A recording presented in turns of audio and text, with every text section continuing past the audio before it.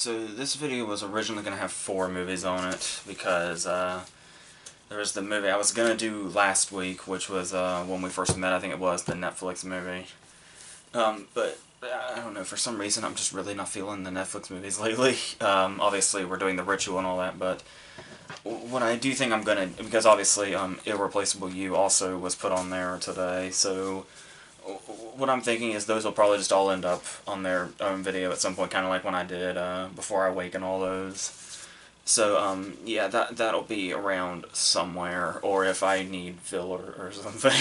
So, yeah, or unless I just hear really, really amazing things about something that they put out, like I did The Ritual. So, and we'll find out how that turns out. But, in the meantime, let's actually start at the beginning.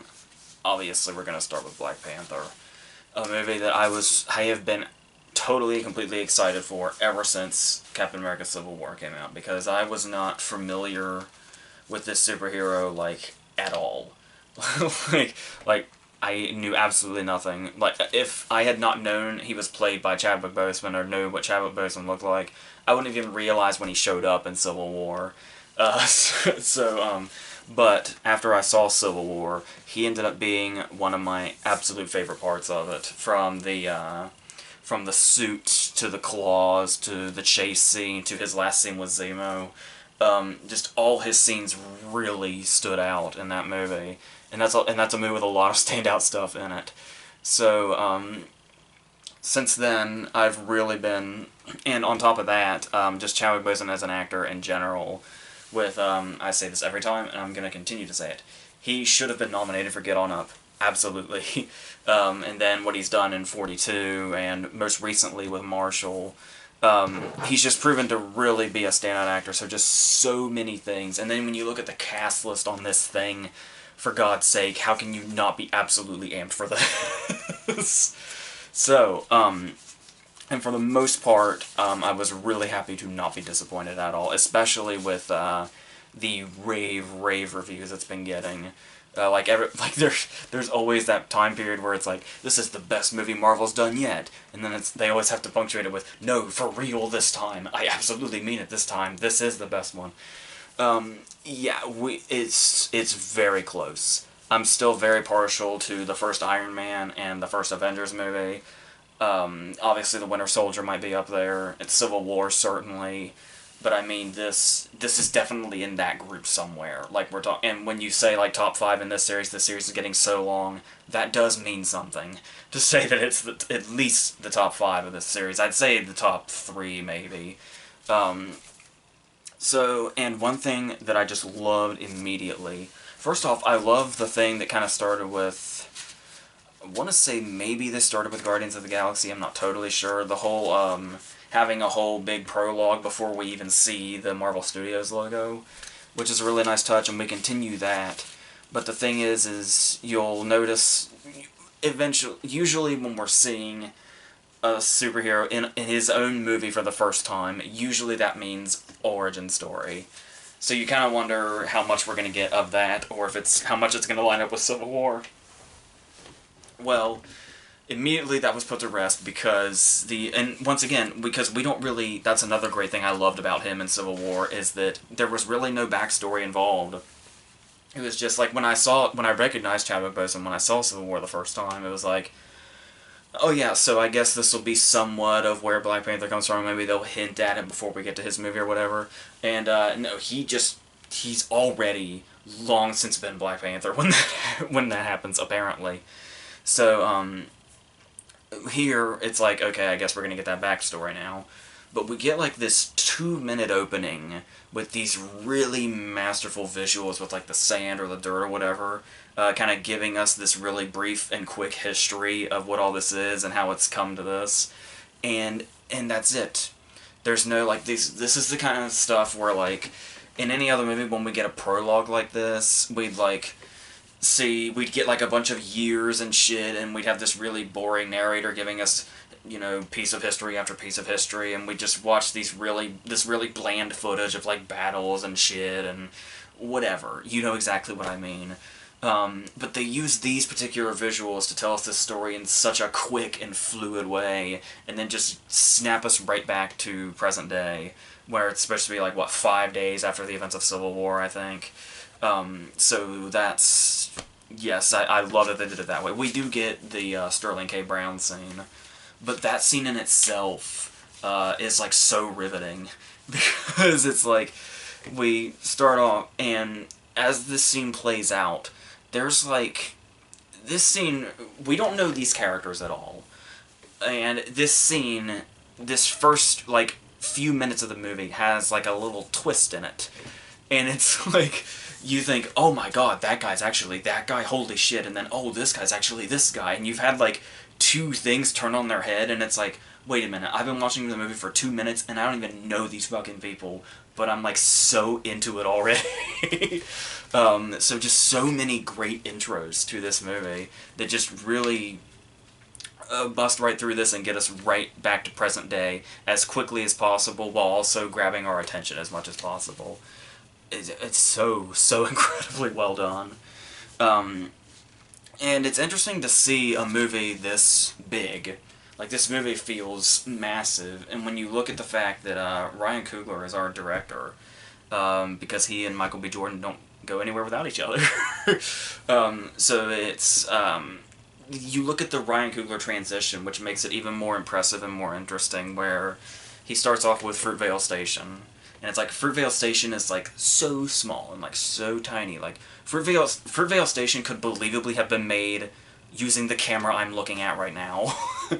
And then he goes on to Creed, and then it's like, Creed is a movie that definitely feels, you know, like, it doesn't feel like indie or anything, it doesn't feel small, it feels, like, nice and polished, and you have those really great moments in it, like the one-take shot and everything, the fight and everything. But still, you know, a Rocky movie, which really doesn't take too much. And so it's like, you go from Fruitvale to that, and now to this massive thing. But there seems to hardly be any type of, like, particular leap visible. Because, and I know you can say, like, well, most of the time it's the studio directing these Marvel movies, which I get. Like, it's Feige making these movies, more or less. But, I mean, you can definitely tell there's kind of a different style going on here. You can always kind of tell, like, kind of like with James Gunn, you can tell he's doing something that's, like, really making the Guardians of the Galaxy movies pop out in a really different way than the other ones. And it doesn't quite feel... Like, I get it. Much as I love these movies, I totally get it when people think they look generic or they look the same. I suppose that's kind of important when you're making a franchise, because you want them to feel like they're in the same universe, but at the same time it's like, you don't just want to feel like you're watching one big TV show, and you just go out to the theater every few months or so for the next episode, but it feels like the exact same thing. But I feel like there's enough differences, and especially here, that really stand out and really make it feel like its totally own thing. I mean, obviously there's certainly times where you can tell this is absolutely in kind of the same setup, but once again, when you're doing a franchise, you do want that at least a little bit. But he will do some things just with the camera that may even seem almost not even all that necessary, but there's just something about it that really, you know, makes the particular scene stand out. Like when Michael B. Jordan first, you know, I don't know what's a spoiler or what isn't, Michael B. Jordan walks into a room, I'll say, and the shot is upside down and then comes around. So it's just stuff like that. Just little, you know, directorial flares that just give a scene more personality and life, just doing those things.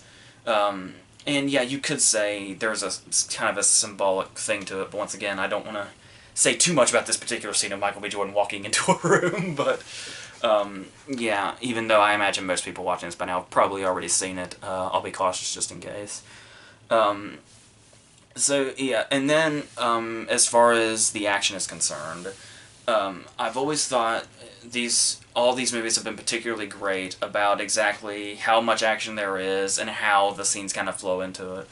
Because in a lot of, you know, action movies, it'll just kind of be like, oh shit, I forgot we were making an action movie, here's an action scene just because, and here's one that we're going to kind of just shoehorn in that's going to kind of be provoked for no reason or whatever. But no, every time there's an action scene that happens, we so kind of just get there in such a gradual way, in such a natural way, to where this is the only direction this scene can go, is if people start beating the shit out of each other. And it's great. The first action scene is a bit kind of... a bit heavily edited. There's a lot of like cutting and stuff like that, and flashing and all that. But the rest of them are more or less great. There's a lot of hand-to-hand combat that's really good. There's a badass car chase in it with Andy Serkis. A lot of great stuff. And it's also one of those moments where this is one of those movies that has such... the action is just so grand, and on such a grand scale. This movie almost has you convinced it's ending an hour early. Because if you go in knowing the runtime, and you know... you can gauge about how much time has passed as you're watching it.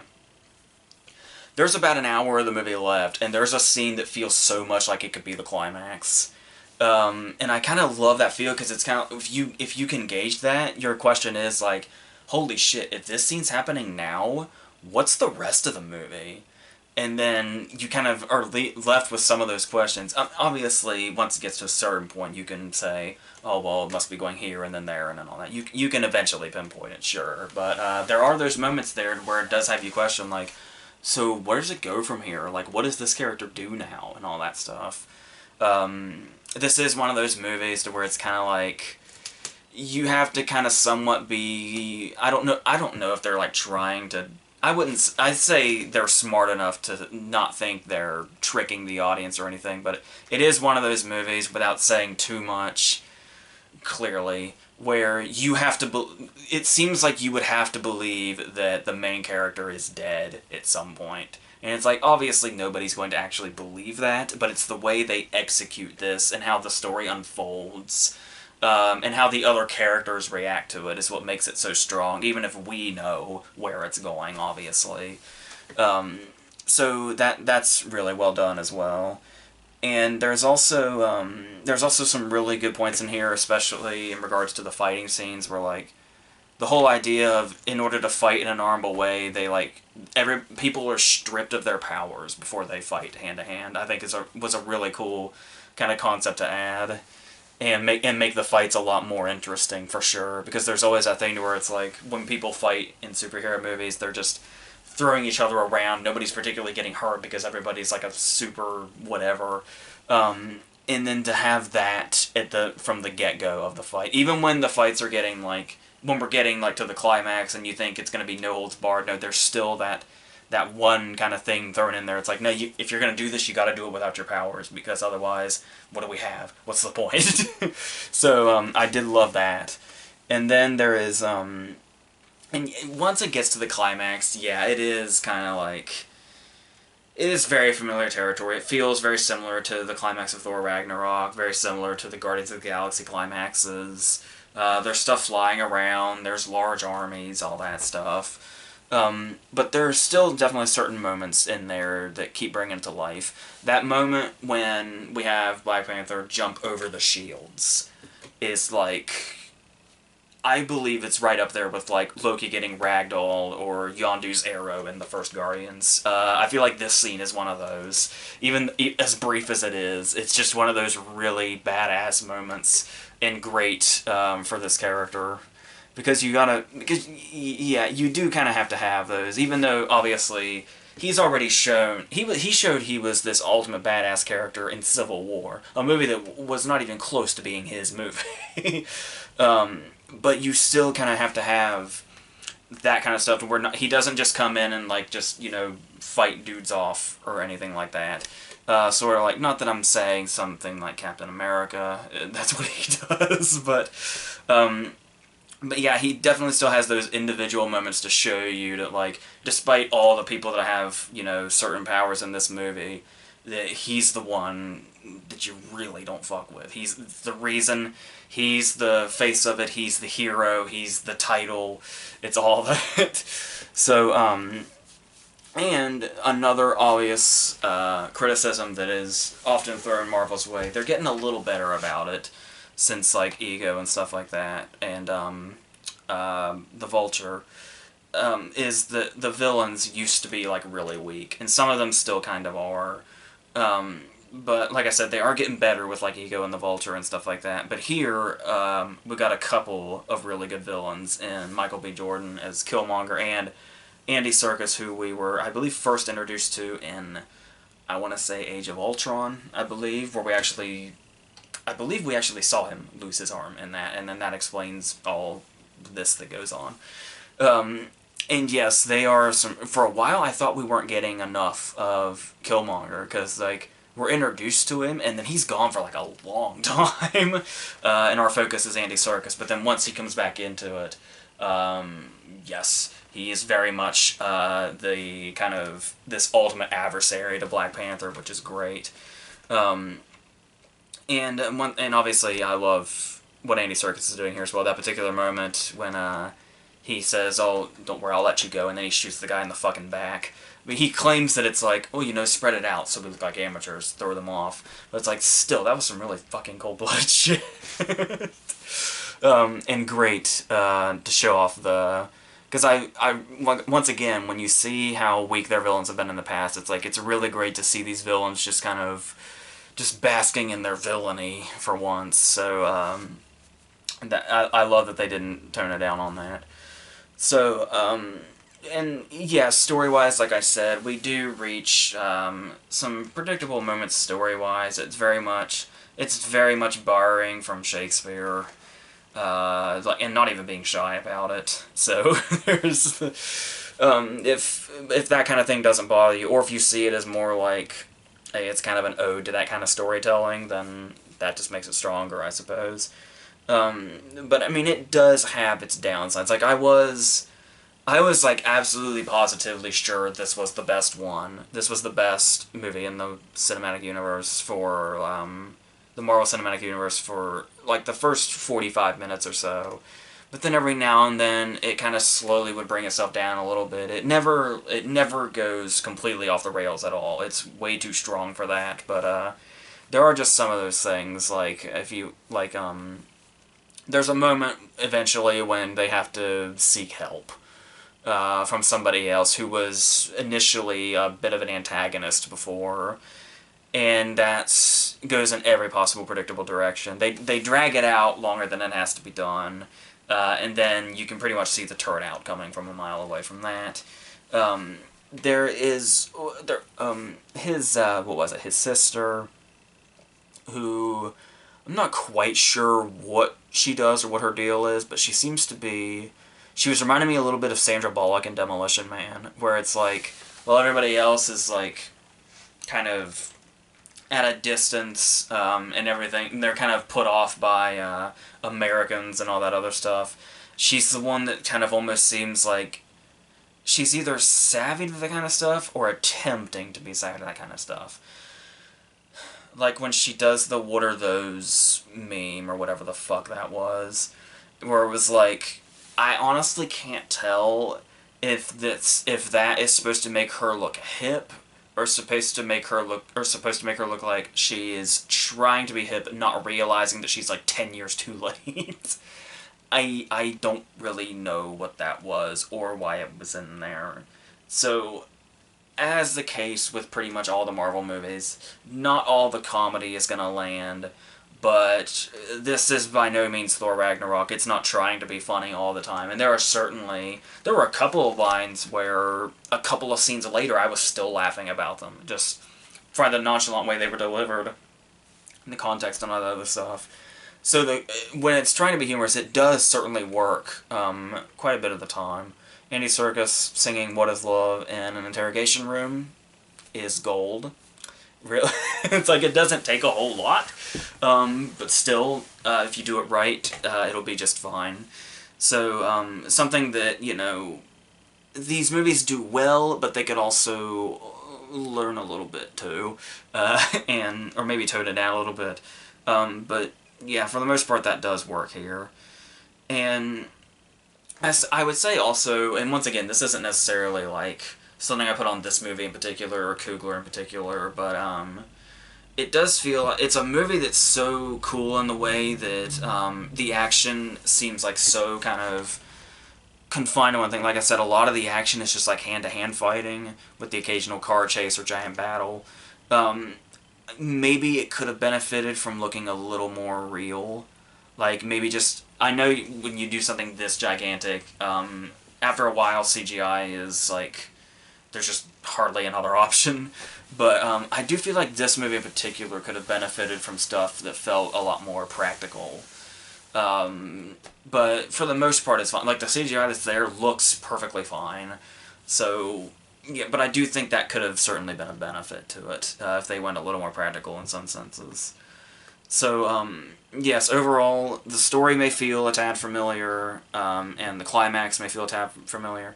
I do feel, talking about these great one-on-one fights, I will say, and with how much Killmonger's built up to be this fantastic villain, which he is, I feel like our final fight was a bit anticlimactic. I don't know if that was the point or not, but especially since we had that middle sequence, it's kind of like instead of... It kind of reminded me of like to go to another, you know, property, if you will, the Batman Bane fights in The Dark Knight Rises, where you've got the one in the middle, and then you got the one at the end where all the redemption comes in, and they right the wrongs of the fight before, but both those fights were awesome.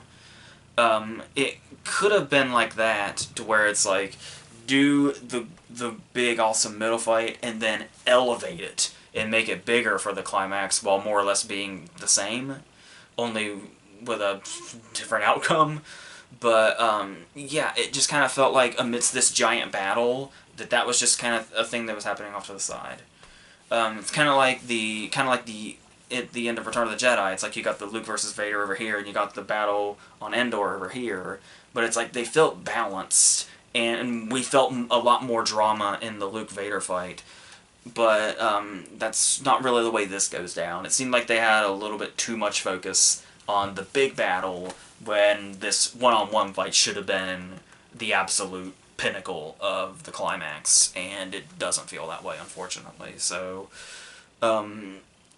yeah, but that's not enough to really, really bring me down, but it's, of course, like I said, this was, like, surefire going to be one of the top 10 movies of the year during the first 45 minutes, but then some of this stuff started to work its way in, and it started to falter just a little bit here. But, I mean, still, it's, like, really, really good stuff. Like I said, one of the best of this massive franchise. So, yes, all in all, I was not disappointed, given how excited that I was. So, yes, that's how I feel about that. Hopefully I didn't say too much. I wasn't quite sure there, but like I said, I'm sure most of you have probably seen it anyway. So, let's go on to the second movie. We're going to Netflix now, with The Ritual. I really didn't even know what this was. I just saw a shitload of people talking about it, and it just kind of got put on Netflix, like, right under my nose, apparently. So, I decided to go and check that out. And it's obviously this horror movie, to where it's almost kind of feels like it'd be in line with the kind of horror movies that A24 is putting out. So, when it starts off, I knew the interesting thing was that I read usually I like to go in as blind as possible, but I thought I'd just read just a tiny little, you know, like one sentence says what it's about thing.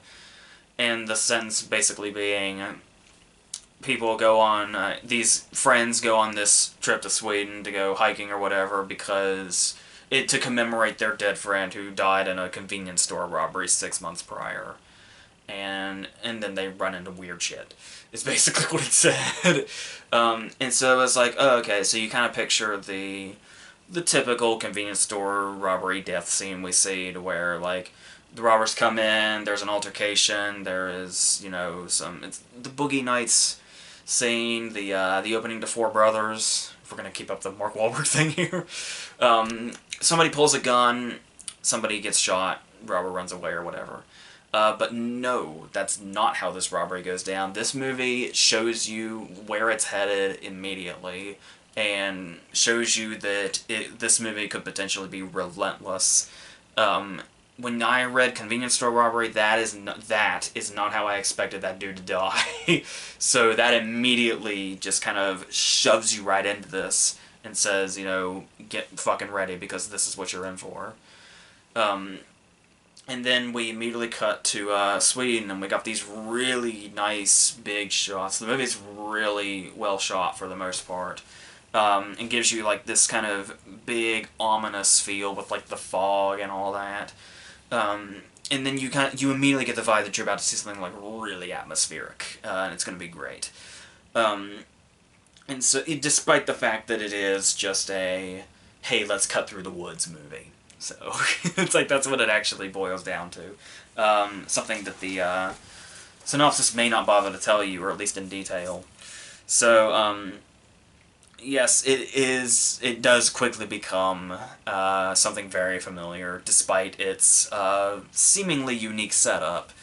This is going to be a movie where guys say, hey, we can get there in half the time if we go through the woods, even if it's at night and we don't know where the fuck we are and we get lost easily. And there's a score playing, like it's building up something around every corner.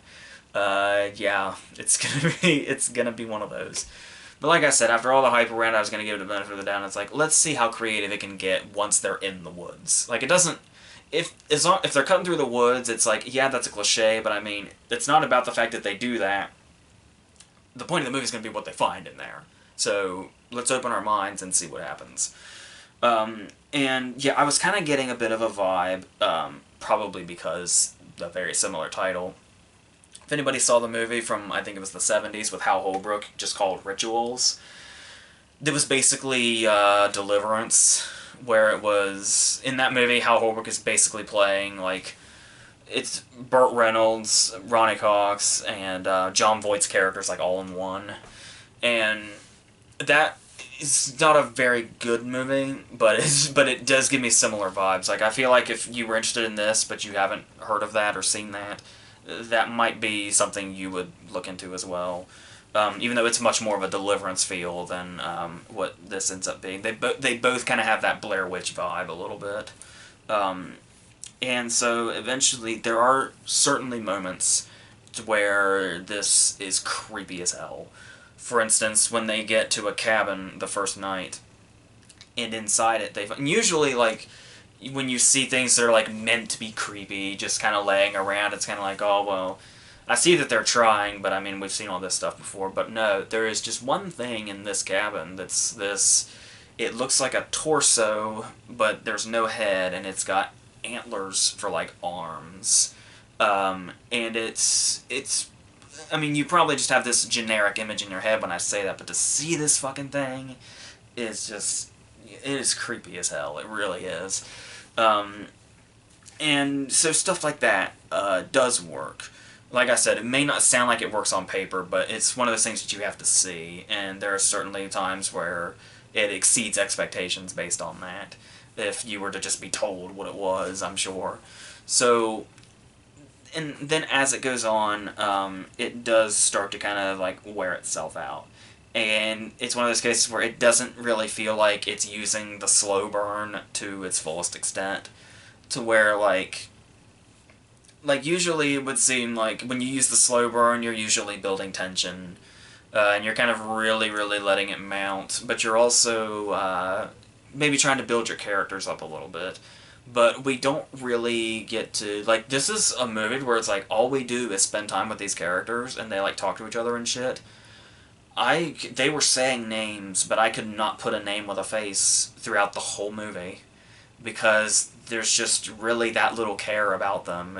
I mean, I understand if you want to focus more on the surroundings and all that, but it's, yeah, like, we get moments where a guy says, like, you know, my 2 daughters could do that better, or something like that. He references that he has daughters, and it's like, oh shit, we learned something about somebody. It's like, and there's the moment where they, like, try to make it a little character-driven when, the guy starts to call out Rafe Spall because he says, you know, you were there during the robbery, and you sat there and watched it happen, and you didn't do anything about it because you're a coward. And you think there's going to be, like, an internal thing between these people, but it's kind of like just this scene. And it's like, it kind of teases like they wanted to go that direction, but then they just kind of decided to focus on not much of anything, I guess. Just more walking through the woods, I guess. But yeah, I say that, and, you know, some people might say, like, Well, yeah, because, you know, it's just building the suspense and all that.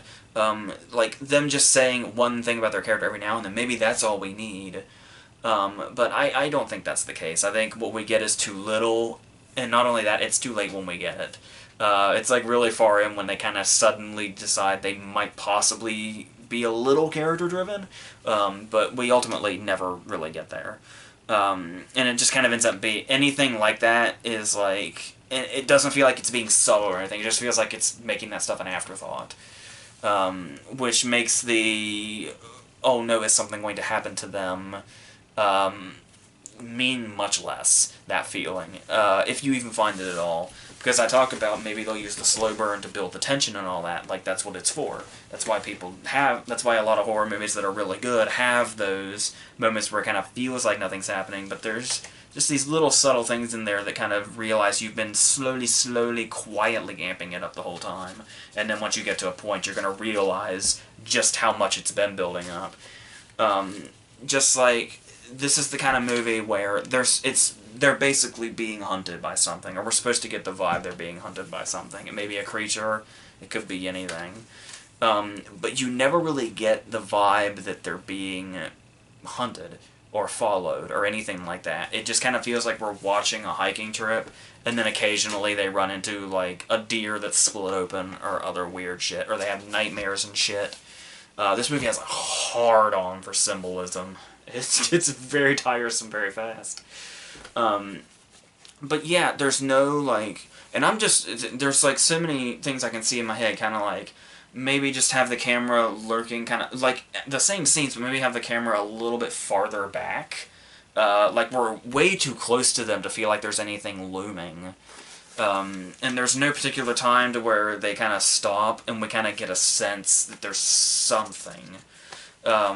It's like, it's weird to me that people can complain that, that Blair Witch was a movie with nothing happening in it, that can praise something like this. Because it's like, when I watch Blair Witch, it always feels ominous. It always feels like there could be something around.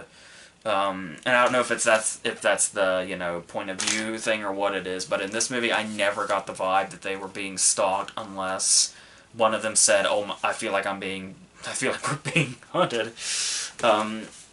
So that's where I really feel like this movie could have had a real strength. It would have been familiar territory, but if it was really well executed, still could have been freaky as shit. And you could tell there's plenty of scenes that show that this movie can be freaky as shit. But they're so few and far between, and after a while you just kind of even forget that vibe. You kind of forget that you felt that way after a while, because it just kind of feels like it just finds a beat and then just kind of goes on that until we get to another destination where something crazy might happen or we might lose one of the characters or something. But once again, with all this stuff leading up to it, should another character go, who cares? It's like, it's not particularly... No, it doesn't feel like the stakes are all that raising either, because you do kind of start to get a vibe of, okay, well, I guess we're going to do the one-by-one thing. With most of these movies, you do just kind of get that vibe quickly, and you're kind of like, oh, okay. Now, usually you'd be saying, oh no, who's going to be next? Or, oh my god, I feel like anybody could go. Like, let's say Rafe Spall was like the first or second to go. Then you might have had something. But it just feels kind of so... Everything... You kind of see the whole layout at a very early stage, and then it just goes on its merry way, and then so what? And it's one of those cases also to where there's no genuine feel of discomfort because it feels too dramatic. Like, there's nothing really kind of... And with the way it starts off with trying to be like... feel like atmospheric, you would think that would be... the way they would go. They would feel much more natural, but there's so much damn music in it, and then there's so much, like, once again, the confrontations and them, you know, talking to each other, whatever, are so kind of close to the camera, and this should really be like we're seeing it from a distance, like a voyeuristic kind of thing. But it's so dramatic, you never get a kind of genuine feel about it. So that's... Yeah, it just kind of makes the whole thing not really work. And like I said, it's a movie I got very tired of very quickly. And it's... Yeah, so that's unfortunate. I also think it doesn't help also that I talk about the fact that Rafe Spall is kind of the main character here. He's never really been that great of an actor, especially that scene when they're like after they've been like knocked out and then kept in the cabin or whatever it is, and he's like he's getting all intent and he's saying like okay, and he's like doing that facial tick, and it's like, dude, you're embarrassing yourself. Stop that. It's like I know you're supposed to be playing like I'm so intense right now, like just this situation could not possibly be any more trying on my state of mind, but it's like this is hilarious actually. So, and I'm probably being too hard on him, but so even so, I mean, he's Timothy Spall's kid. He should fucking know how to act. He's Timothy Spall's kid. Come on. So yes, so I guess I can get why people like it.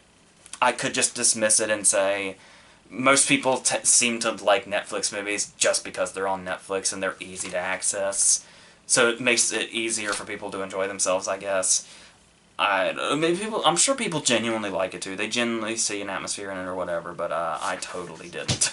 So I kind of tried to like it at the start, and I was kind of ready, I'm sure you got the gist of when I was telling you. I was on board. I was ready to go with it. But as it went on and on, it was just I liked it less and less as it went, and the more I thought about it. So yeah, that's unfortunate. So we're gonna stay in the horror vein, and we're gonna end on Hellraiser Judgment, which I believe was just released on DVD this past Tuesday. And this is Hellraiser 10, I think. And it's brought to us by Gary Tunnicliffe, I think is how you say it. He was the guy where, I believe ever since Hellraiser 3, he was like in the visual effects department, the makeup department, that kind of stuff. And then he wrote Revelations, I believe, the one we just had. The first of now two where Doug Bradley didn't play Pinhead. And obviously Hellraiser Revelations was an absolute piece of shit. But I think I had read somewhere that they completely went off Tunnicliffe's script, I think. And they basically, because you look at Hellraiser Revelations, it's basically a shitty remake of the first one. Like, right down to it. So, just in a different location. And this was a movie where there's kind of a dark cloud looming over it already because it's... I think the past few have basically been one of those, because we have to maintain the rights, we have to make another movie. But the thing is I believe Tunnicliffe writing and directing his own Hellraiser movie has been like a dream job, like the job he's been waiting for. And the fact that this is one of those cases where like a lot of those Hellraiser sequels started off as other scripts, like the Cloverfield thing. They start off as like their own scripts, and then the studio takes them and puts Hellraiser shit in them, and then voila, Hellraiser movie. So his thing was he wanted to make a Hellraiser movie from the bottom up, to where it was always going to be a Hellraiser movie. And I guess because he was a bit embittered because of the reaction to Revelations. So he said that I'm gonna, fuck you, I'm gonna make my own Hellraiser movie, and I don't care what you want, I'm gonna do the shit I want to do. I want to be like Cronenberg when I make this. I want to be like Lynch when I do this. See how that goes, and trying to stray away from just being yet another Hellraiser sequel. For that matter, yet another straight-to-DVD Hellraiser sequel, which this was not going to escape. And he couldn't get Doug Bradley because something about they would have to sign an NDA, a non-disclosure agreement, to read the script. And Doug Bradley basically said, "Well, fuck that." So they couldn't get him, which doesn't matter too much because Pinhead isn't all that crucial here. I know he's never been like constantly in the movies. He's always kind of, even though he's the poster child for the movies, he's always had a small but crucial part throughout. Like, he doesn't need to be there, like, all the time. And, yeah, for the most part, the guy they did get, like, the voice and the fact that when we see him from the side, it might as well be Doug Bradley, quite honestly. When we see him from the front, that throws you off. It's not like the guy in Hellraiser Revelations that looked fucking nothing like him at all. Like, his entire build was different and everything. So, yes, now, we'll talk about the movie itself. That's the history of it. That's how we got to Hellraiser 10, Hellraiser Judgment. So, we start off, actually, with an interesting new character played by the director, this auditor of sorts. And it's definitely a very interesting character. It's a very interesting start to the movie. The start of the movie is this entire 12-minute prologue. The movie is an hour and 20 minutes. 12 minutes is a lot of time in an hour and 20-minute movie. And I thought they really used it wisely here. It's this really interesting intro where they introduce this auditor character, where he basically goes through, like, all your sins and shit, I suppose. It's a little blurry, but, with his performance here, there's, like, his appearance is relatively easy. He's just got all the martial arts face, he's got the glasses, but there's something about him and his performance where it's like, he is very otherworldly. Like, he's not a Cenobite, but he definitely comes off like one. You can definitely tell he's in this, other world. And also, I found it very interesting. I was reading up on it, and you can totally tell. It's like, he basically tried to base this character on, both Jonathan Pryce in Brazil and Ben Kingsley in Schindler's List. As insensitive as that sounds, it's really not that. You can just kind of see that inspiration in there for this particular character. And he's easily the most interesting character to watch in this movie. I can see why he wanted to play it after he wrote it. And he does that pretty well. But then, before this scene's over, we do get to the stuff to where it's like we get to the children's tears and the eating and stuff like that, and it's like, okay, I think now we've gotten to gross out just for the sake of gross out. Like, obviously, going back to the original movie, yeah, the original Hellraiser movie is just 90 minutes of gross out.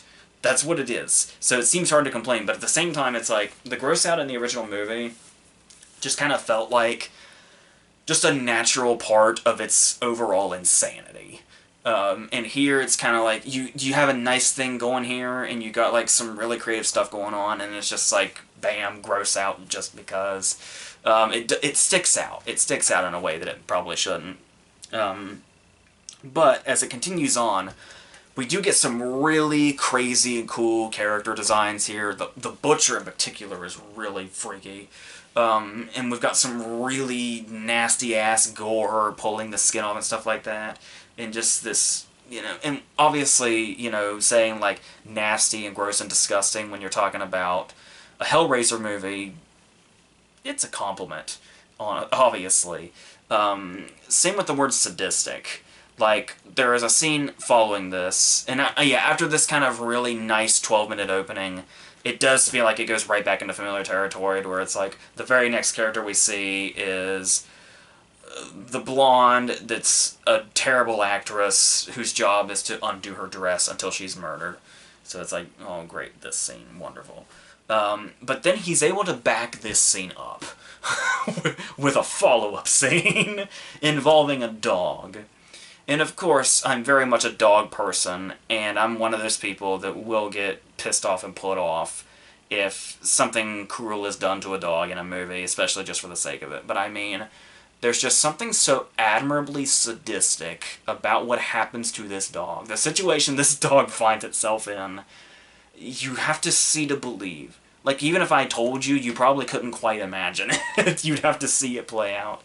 And once again, like I said, sadistic in any other movie would probably be condemning.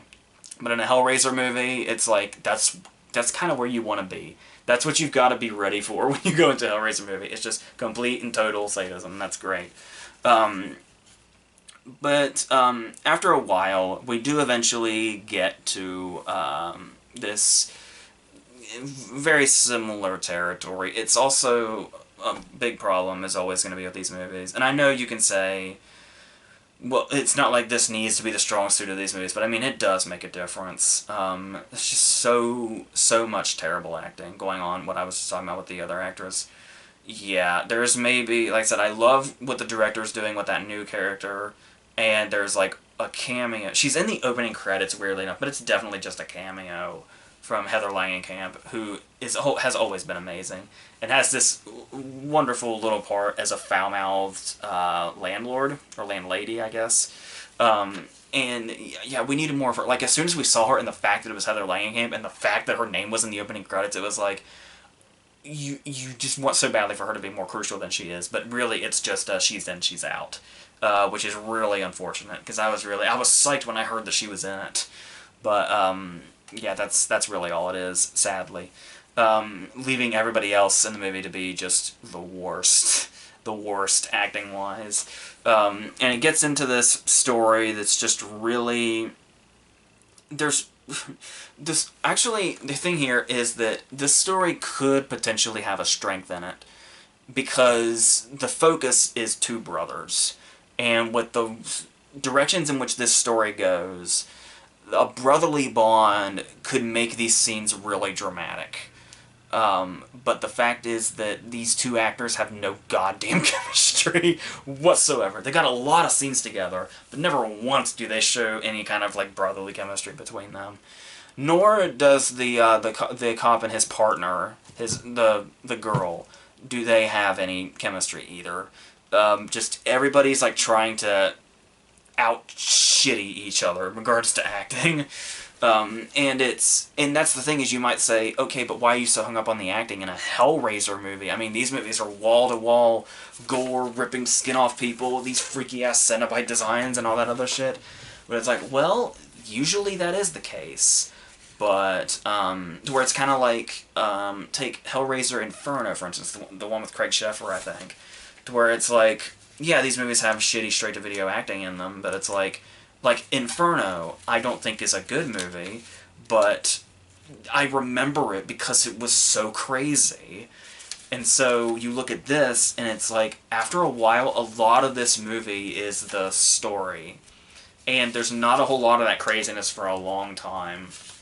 And when it does rear its head, it's just kind of like, it kind of feels like the same old stuff. It does feel like we're just kind of watching some of the other sequels, which sucks because you can tell his ambition to make a movie that totally went off the script of the other sequels. You can tell it's in there. You can. But I mean, once we reach the middle and then pretty much the rest of the way to the end, it's just the same generic stuff, and the story is so unengaging. Especially when you see, like, these audit scenes. Like, there's another audit scene after the opening as well, which, once again, the lead actor here kind of shows off, okay, maybe he can act a little bit, but it's, like, only in the scene. And those kind of scenes, the audit scenes, are, like, what the other Hellraiser sequels, the kind of scenes that those movies were lacking. Like, if those movies had more scenes like these audit scenes, we would have a lot more memorable scenes in this franchise that don't just stem from the first two movies. Or Inferno, for that matter. So, and it's also trying to do... Remember how stupid it was in the... I think it was the last one Doug Bradley was in, Hell World? The one where they're, like, through the internet and shit. I think the tagline was, "Evil goes online," or something like that. Remember how stupid that was? Well, this movie's also kind of trying to do the, modern-day tech manages to find its way into the story, and they try to do different things with that. And that also doesn't really feel...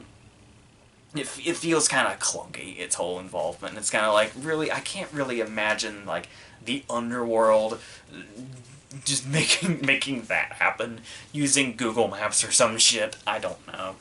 But, so that's the thing, is there's a lot of stuff, especially in the beginning, where it's kind of like, okay, I feel like I can get on board with this, but it's still, it really can't escape the straight-to-DVD feel, is the issue. And, yeah, and there's also some new characters in here, like the Angel. She just kind of appears into the story with hardly an intro at all. And then she's basically used as a convenience. Like, whenever the plot needs her, that's when she shows up. And she's played by this dreadful, dreadful actress. And she, like, okay, talking about these people's acting, I don't know if they've been better in other things or not, but I can say for sure that in this movie, It's really, really bad. Um, so yes, the story is just really, that's the thing, is it's really just not that strong, and they put this like lack of chemistry between the brothers, put this stupid angel character, and they put this unengaging stuff in place of where a lot of creativity would be, which the real shame is the fact that we see in some of these scenes that the creativity is definitely present.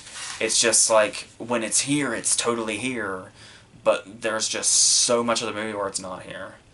And then you've just got this same old story, and then, yeah, and then there's a few things kind of come about in the climax that feel like they should be dramatic, but I mean, and especially like the very last scene is like this really big thing. It's something we've like never seen before in the franchise, but it just all happens so quickly, and in the event of such a clusterfuck, it like hardly has any impact at all, and then it just ends. So that's really where we lie with this. It's probably the best Hellraiser movie we've had since the first two, but I mean, look where that bores. But, I really appreciate just how much ambition there clearly was in there, and his real drive to take it in a different direction and introduce some new cool stuff.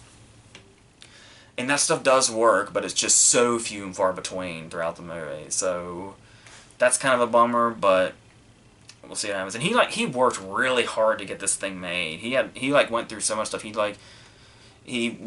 had to try like a few times going through this, pitch it to studios, and then he like tried Kickstarter at one point, and it was a whole thing getting this movie here. So I mean, it's really hard to just rag on it and, just see it as another throwaway direct-to-video sequel. It feels like a lot more love went into this than you typically hear about when you think of a direct-to-video sequel, but still the product is what it is and still leaves like a whole lot to be desired. But yeah, there's some stuff in there that's still worth checking it out if you're like a fan of the franchise and all that. And once again, it's not like it's dreadfully, dreadfully painful because it's so short. It doesn't really have time for you to like want to pull your hair out or anything like that. So it does what it needs to do some of the time, but yeah, it also kind of feels like it just kind of had to poke its way around before it got to the kind of unsatisfactory ending that totally could have been something awesome if there was a better execution. So yeah, there's also some of that like jerky, blurry, straight to DVD shit going on occasionally. It's like stuff you can just point out and directly go, yeah, that's straight to DVD for sure. So but yeah, that's what that is. So I think that's going to wrap this up. Next week we have Annihilation, which I'm getting more and more excited about the more I hear. Reading the book again as well to get prepared, so we'll see how that goes. And then yeah, I might try to tackle some of those Netflix movies. Christmas came once again, new Nicolas Cage movie, which is very exciting as always, so I can't wait to check that out, and we'll definitely be talking about that for sure. So yes, all that stuff. Like I said, the next verse is going to be about assassins and shit. Just revisiting some people that we've talked about quite recently, so yeah, a whole bunch of fun stuff on our way to the Oscar ceremony in a few weeks or so. So yes, I can stop talking now.